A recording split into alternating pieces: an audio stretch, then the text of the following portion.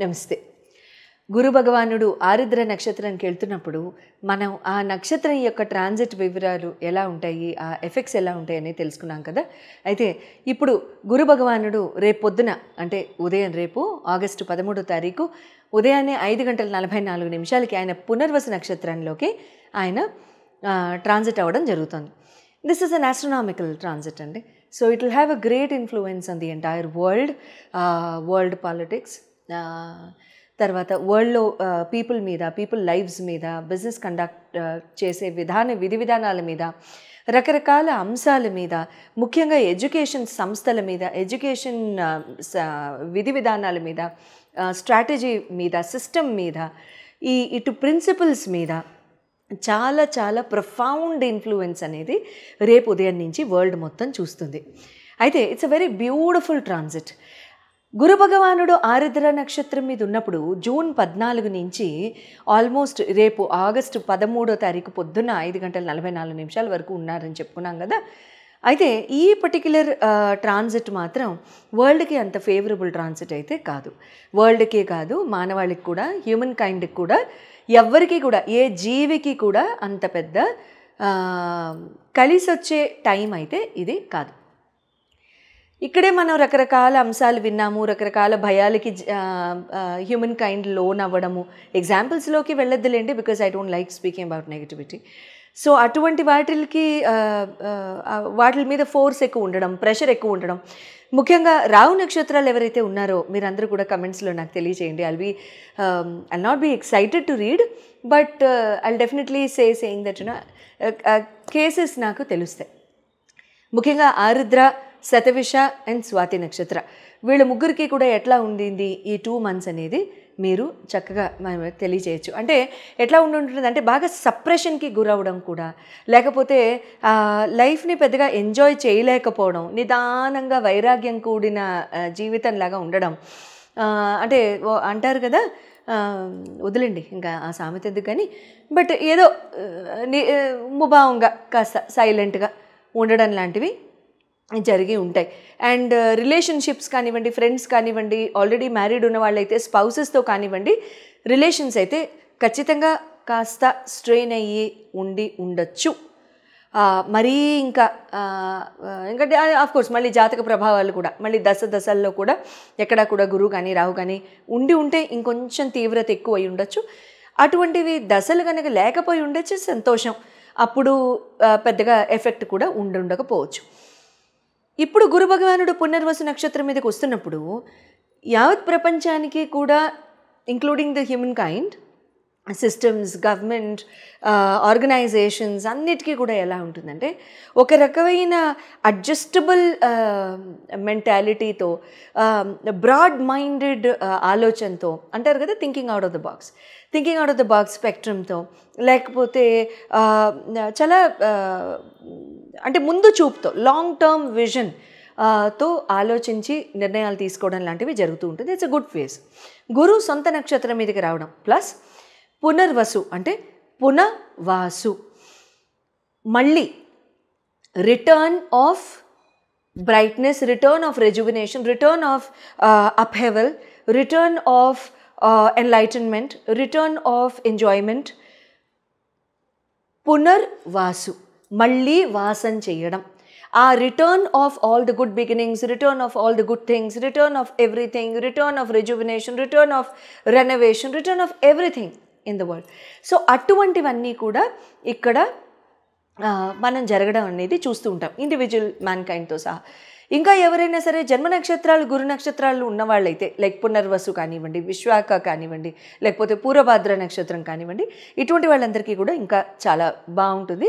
And చక్కగా అంటే మళ్ళీ గురుగారు మీ చాట్లో ఎలా ప్లేస్ అయి ఉన్నారు కూడా మ్యాటర్ అవుతుందిలేండి, అది వేరే విషయం. సో ఈ నక్షత్రం యొక్క అండ్ ప్రస్తుతానికి చెప్పుకోవాల్సిన ఒక ఇంపార్టెంట్ పాయింట్ ఏంటంటే, గురు భగవానుడు ప్రస్తుతానికి he is moving in an accelerated motion. అంటే ఆస్ట్రోనామికల్గా కనుక చూసినట్లయితే, ఆస్ట్రానామికల్ స్పేస్ కనుక చూసినట్టయితే గురు భగవానుడు ఈ పర్టిక్యులర్ 7 years కూడా చాలా ఫాస్ట్ మూవ్మెంట్తో వెళ్తున్నారు. జనరల్గా గురు భగవానుడు ప్రతి రాశిని సంవత్సరం పాటు కవర్ చేస్తారు. అటువంటిది ఈ 7 years మాత్రం ఆయన చాలా యాక్సలరేటెడ్ మోషన్తో అతిగమన మోషన్తో ఆయన వెళ్ళడం జరుగుతుంది. అతిగమన మోషన్ అంటే ఏంటి? ప్రతి రాశి యందు కూడా 1 ఇయర్లో వెళ్ళే గురు భగవానుడు 5-6 మంత్స్లో కవర్ చేసేసుకుంటూ నెక్స్ట్ రాశిని కూడా కవర్ చేసుకుని మళ్ళీ రెట్రోగ్రేడ్లోకి వెళ్ళి మళ్ళీ ముందుకు వెళ్ళడం జరుగుతుంది. అందుకనే ఈ సంవత్సరం 2025లో అక్టోబర్ 12-18 ఆ ప్రాంతాల్లో ఆయన మళ్ళీ కర్కాటకంకి వెళ్ళడం కూడా జరుగుతుంది. మొన్ననే కదా వచ్చారు మిథునంలోకి, మే 15న చెప్పుకున్నాం కదా మనం అంతా. మళ్ళీ అక్టోబర్లో కూడా కర్కాటక రాశికి వెళ్ళడం, మళ్ళీ డిసెంబర్లో మళ్ళీ ఆయన రెట్రో అవ్వడం, ఫిబ్రవరి మార్చ్లో మళ్ళీ ముందుకు వెళ్ళడం లాంటివి జరుగుతున్నాయి. అఫ్కోర్స్ అక్కడ ముందుకు వెళ్ళడం నేను ఇంకా డేట్ చూడలేదు, so I might be wrong also, I might be slightly incorrect with the next year's date. So ఇటువంటి ఆస్పెక్ట్లో ఇక్కడ ఏమవుతుందంటే ఎఫెక్ట్స్, బెనిఫిట్స్, ఆస్పీషియస్నెస్ ఇవన్నీ కూడా చాలా ఫాస్ట్గా ఉంటాయి. అయితే ఈ అంటే ఇంకేదైనా జాగ్రత్తలు తీసేసుకోవాలా అనేసి మీ మనసులు అక్కడ జంప్ అయిపోతున్నాయని తెలుసు. But I'm not such a person who can speak about that. అంటే ఛాలెంజెస్ ఏముంటాయి అనేది నా నోట్లో నుంచి మీరు ఎప్పుడు వినరు, సో అది నేను చెప్పను. సో ఏదైతే ఆస్పీషియస్గా ఉంటుందో, ఏదైతే బెనిఫిట్స్ ఉంటాయో అది మాత్రం చెప్పిస్తాను, సరేనా? వస్తూనే ఉంటాయి లేండి, అది వేరే విషయం. దైవభక్తి, శ్రద్ధ, తర్వాత మన మంచితనం కాపాడితే ఇవి కాపాడాలి, అంతే. ఓకే, చెప్పుకుందామా మరి? అయితే ఈ 309 days ఎలా ఉంటుంది అనేది కనుక మనం చెప్పుకున్నట్లయితే ప్రతి రాశికి కూడా నేను 150 డివైడ్ చేశాను. సో 150 days, ఫస్ట్ 150 ఎలా ఉంటుంది, సెకండ్ 150 ఎలా ఉంటుంది అనేది నేను మీకు చెప్తాను. But at the same time each రాశి, ఎవ్రీ రాశి వాళ్ళు మీ రాశిని బట్టి ఏ రకంగా కొంచెం జాగ్రత్త తీసుకోవాలి అనేది, అంటే ఏం చేస్తే ఇంకొంచెం బెటర్ ఆఫ్గా ఉంటుంది, అంటే కేక్ తిన్నట్టుగా ఉంటుంది ప్రతిరోజు అనేది చెప్పుకుందాం, సరేనా? తులారాశి వారందరికీ కూడా గురు భగవానుడి యొక్క ట్రాన్సిట్ పునర్వసు నక్షత్రంలో ఏ రకంగా ఉంటుందో తెలుసుకుందాం. మరి తులారాశి వారి మీద గురు భగవానుడి యొక్క చూపు ఆల్రెడీ ఉండింది. ఎందుకు? మిథున రాశి వారి మీద ఉన్న, మిథున రాశిలో ప్రయాణిస్తున్న గురు భగవానుడు ఆ ట్రాన్సిట్కి తుల మీద కూడా చూపు ఉంది. తులారాశి అయ్యుండి ఎవరైనా కనుక స్వాతి నక్షత్రం అయి ఉంటే మాత్రం ఖచ్చితంగా కమెంట్స్లో తెలియజేయండి. ఎంత ప్రెషర్కి పాపం గురి అయి ఉంటారో అది నేను అర్థం చేసుకోగలను. But I'm very very happy. Just type down saying that I'm happy saying that my good times have come. I'll be very happy. అలా రాయడం నా కోసం కాదు, I'm making you positively affirm. Please remember that. మీకు శుభంగా ఉండాలని చెప్పి ఇంగ్లీష్లో రాయని లేని వాళ్ళు తెలుగులో రాయండి అమ్మా, ఖచ్చితంగా రాయండి. నాకు టైం శుభంగా ఉండే టైం స్టార్ట్ అవుతుందని చెప్పేసి చక్కగా ఖచ్చితంగా రాయండి. ఎప్పుడైతే మనం ఏదైతే రాస్తామో అది నిజం జరుగుతుంది. చిన్నప్పుడు టీచర్లు ఇంపోజిషన్ రాయించేవాళ్ళు కదా, డిక్టేషన్లు, ఇంపోజిషన్లు. శాడిజం కాదు అది, రాస్తే గుర్తుంటుందని. సమ్మర్ హోంవర్క్స్ రాశారు ఎవరైనా కదా? సో కాపీ రైటింగ్, మా మమ్మీ అయితే ఆ 4 ruled బుక్కులు కొనిచ్చి మరీ రాయించేసేది. సమ్మర్లో కూడా బ్రేక్ ఇచ్చేది కాదనమాట. సో ఇక్కడ తులారాశి వాళ్ళకి ఇక్కడ ఏమవుతుందంటే గుడ్ ప్రమోషన్స్, ఆపర్చునిటీస్ బాగుండడం, ఎంప్లాయ్మెంట్ ఆపర్చునిటీస్ రావడం, తర్వాత గవర్నమెంట్ ఆపర్చునిటీస్ పెరగడం లాంటివి జరుగుతూ ఉంటాయి. గవర్నమెంట్ ఉద్యోగాల కోసం ఎవరైనా ఎగ్జామ్స్ కనుక ఈ టైంలో రాస్తుంటే గోల్డెన్ టైం పీరియడ్, ఖచ్చితంగా రాయండి. అక్టోబర్ లోపు ఎవరికైనా కనుక ఎగ్జామ్స్ ఉంటే please this is your time. అసలు అక్టోబర్ లోపు ఆ తర్వాత అయినా సరే పర్వాలేదు, ఇబ్బంది లేదు, ఖచ్చితంగా మీకు మంచి జరుగుతుందా.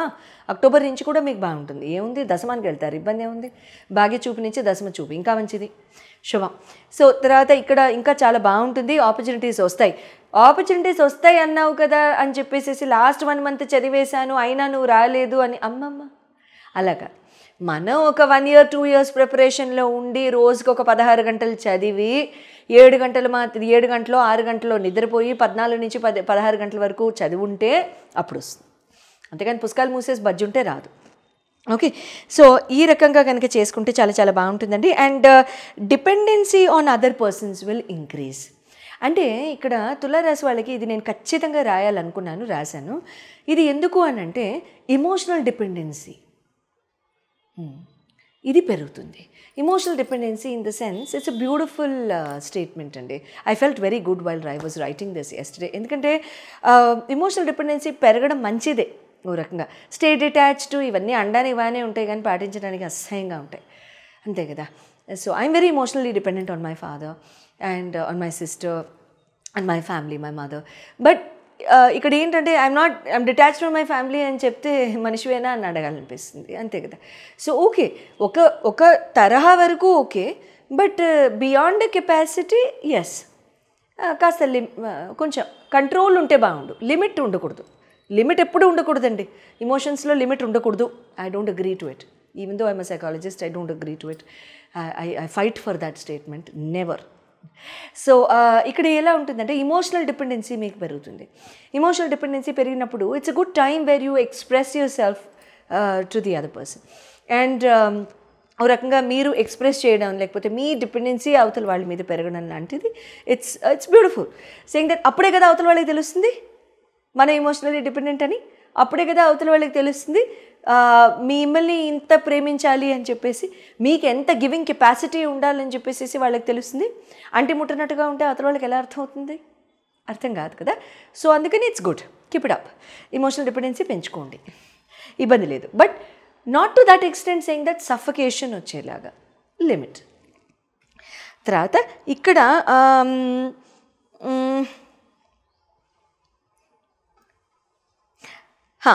కొంతమంది మీ సోషల్ సర్కిల్లో కానీ మీ ఫ్రెండ్స్ సర్కిల్లో కానీ పనికిరాని వాళ్ళు ఇక్కడ మీరు గుర్తుపడతారు వాళ్ళని. ఇక్కడ అది ఇంపార్టెంట్ పాయింట్ మీ తులా వాళ్ళకి. గురు భగవానుడి యొక్క ట్రాన్సిట్తో ఇక్కడ ఏంటంటే పనికిరాని వాళ్ళందరూ వెళ్ళిపోతారు మీ లిస్టులో నుంచి. అక్కడ తెగదింపులు చేసుకోవాల్సి వస్తే మాత్రము కొంతమంది మీకు టైం వేస్ట్, తప్పుడు సలహాలు ఇస్తున్నారు, అటువంటి వాళ్ళని కట్ ఆఫ్ చేసేస్తారు. అది మాత్రం ఖచ్చితంగా. తప్పుడు సలహాలు, తప్పుడు నిర్ణయాలు తీసుకోవడానికి, లేకపోతే అటువంటి వాళ్ళు, అది ఎవరైనా సరే మీరు కేర్ చేయరు. ఎందుకంటే people who matter to your heart will get very closer. And people ఎవరైతే ఈ పీపుల్ హూ డోంట్ మ్యాటర్, అటువంటి వాళ్ళని కొంచెం దూరం పెట్టడానికి ట్రై చేయండి. అది చాలా మంచి జరుగుతుంది. సూర్యాంజలి ప్రతిరోజు ఇవ్వడానికి ట్రై చేయండి. సూర్యభగవానుడికి రాగి లోటాల్లో నీళ్లు పోసి అందులో కాస్త పంచదార వేసి సూర్యభగవానుడికి అర్ఘ్యం ఇవ్వండి. Early in the morning before 7 AM complete అయిపోవాలి. దాంతోపాటు ఆదిత్య హృదయం చదివితే చాలా మంచిది. శుభం భూయాత్.